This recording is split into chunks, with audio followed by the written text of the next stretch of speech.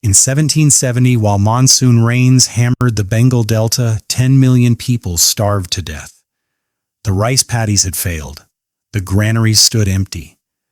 And yet through those same rains, ships continued to sail from Calcutta harbor, their holds groaning with silk, with indigo, with opium, bound for London. The corporation that owned those ships did not pause, it did not weep. It raised taxes on the dying by 10%, then reported record profits to its shareholders. This was not a government. This was not an army. This was a trading company, a private enterprise. And for 250 years it operated with more power than most empires in human history. How does a company become a country? How does a ledger become a weapon? And what happens when profit becomes indistinguishable from conquest? It began, as these things often do, with a single piece of paper. December 31st, 1600, the final hours of the century. Queen Elizabeth pressed her seal into hot wax and granted a royal charter to a group of London merchants.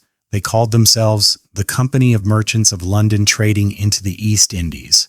History would remember them by a shorter name. Their purpose was simple: pepper, nutmeg, cloves. The spices that preserved meat through English winters were worth more per ounce than silver, and they came from islands so distant that no Englishman had ever seen them. The company's founders were not soldiers. They were accountants, ship owners, men who smelled of wool and ink. But they understood something that kings had missed for centuries. Wealth, properly organized, becomes indistinguishable from force.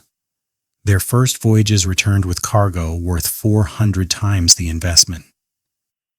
By 1613, they had established a foothold in India. By 1640, they had built Fort St. George in Madras. By 1690, they had founded Calcutta. But trade was not enough. It was never going to be enough. The Mughal Empire still ruled India, a civilization of 200 million souls, of marble palaces and astronomical observatories, of poetry courts and standing armies. The company's early agents bowed before Mughal governors. They begged for trading permits. They accepted humiliation in exchange for access. What the Mughals did not understand was that humiliation for men like these was simply an investment, a temporary cost to be recouped later, with interest.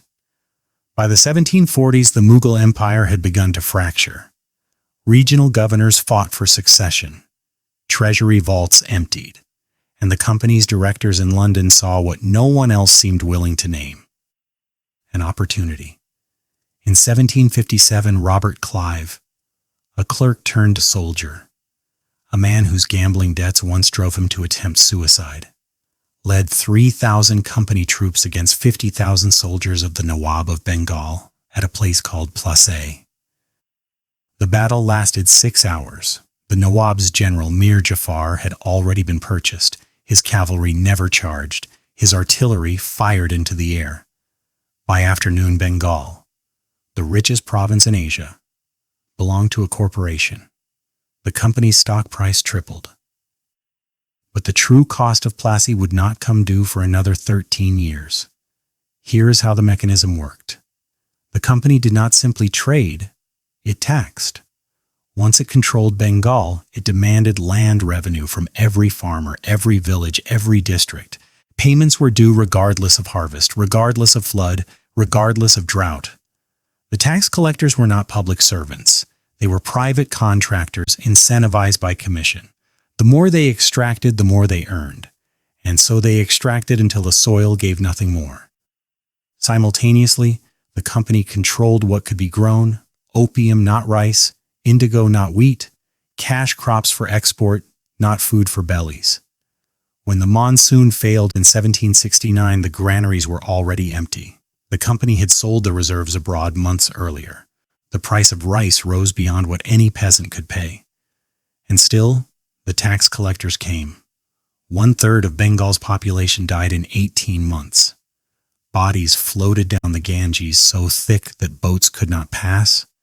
Jackals grew fat on the dead. Villages ceased to exist entirely.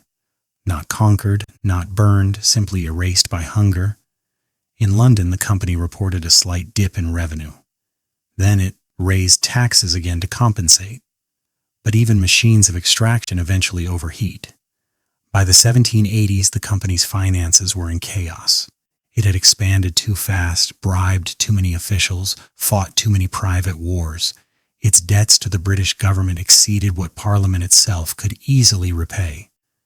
The government could not let it fail. The company had become too large, too entangled, too essential to Britain's treasury, to its military, and to its empire. And so began a quiet absorption. In 1784, the India Act brought the company under partial government oversight. Directors still controlled trade. But wars now required Crown approval. By 1813, Parliament stripped away the company's monopoly on Indian trade. By 1833, it could no longer trade at all. It had become legally an administrative branch of the British state. But it still existed. It still collected revenue. It still commanded armies. And then in 1857, its soldiers turned their guns around. The sepoys, Indian troops employed by the company, rose in revolt across the Gangetic Plain. The causes were many: greased cartridges, religious offense, decades of accumulated humiliation. But beneath it all was a simple recognition. They had been ruled by a corporation long enough. The rebellion burned for 2 years. Lucknow fell. Delhi burned. British civilians died by the hundreds. Indian rebels died by the hundreds of thousands. When the smoke cleared, the British Crown assumed direct control of India. The East India Company was formally dissolved in 1874. Its debts were transferred to the taxpayer. Its archives were sealed. Its shareholders received compensation. And yet, walk through the city of London today. The glass towers that house global banks rise from streets the company once owned. The concept of shareholder primacy, the idea that a corporation's only duty is to its investors, was perfected in the company's boardrooms. The techniques of corporate lobbying, of regulatory capture, of sovereign debt manipulation were first tested on Indian soil. The company did not merely extract wealth from Asia, it invented a template, a model of extraction dressed as commerce, a method of rule disguised as trade. When modern corporations negotiate with governments too weak to refuse them, they are walking paths first cleared by company accountants. When debts owed to private lenders reshape the policies of entire nations, the ledger remains the same. Only the names have changed. 10 million died in Bengal. Their bones returned to the earth long ago. But the system that killed them did not die with them. It merely changed its letterhead. The empire fell. The shares were liquidated. But the logic of the company, that profit justifies anything. That distance erases guilt. That a signature on a balance sheet weighs more than a body in a field. That logic still governs. The only question left is who it will govern next.